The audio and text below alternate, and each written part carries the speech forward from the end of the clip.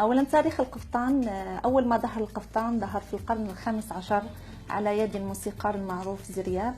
هذا الفن Si no le ayuda a la fábrica, el camión no está. Estuve daba mi saco y me caí al suelo. Yo ya cogía los sacos, los arrastraba. Que allí venía el camionero. Todavía está ahí por ahí. Pararon más una hora para que nos dieran el bocadillo.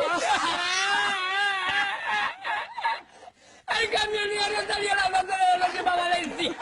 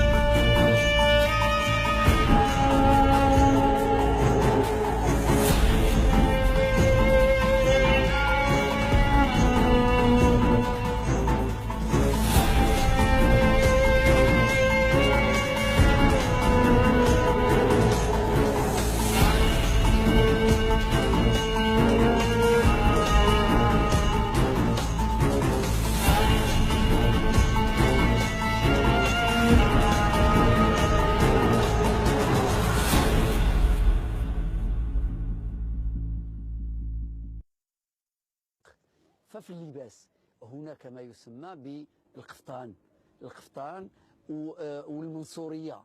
وهذا اللباس هذا جاءنا من الأتراك في عهد المنصور الذهبي الذي كانت له علاقة مع الأتراك. فالقفطان كله بهذه الطريقة كان يلبسه الرجال وكانت تلبسه النساء، وورثناه وبقي إلى اليوم. وإذا سألت فاسيا اليوم عن أصل هذا القفطان يقول لك هو أصله هو مغربي 100%. هو في الواقع جاءنا من المشرق. ربما قد لا يكون مغربي الأصل، ولكن هذا القفطان اللي هو عليه في هذا الشكل اللي عليه القفطان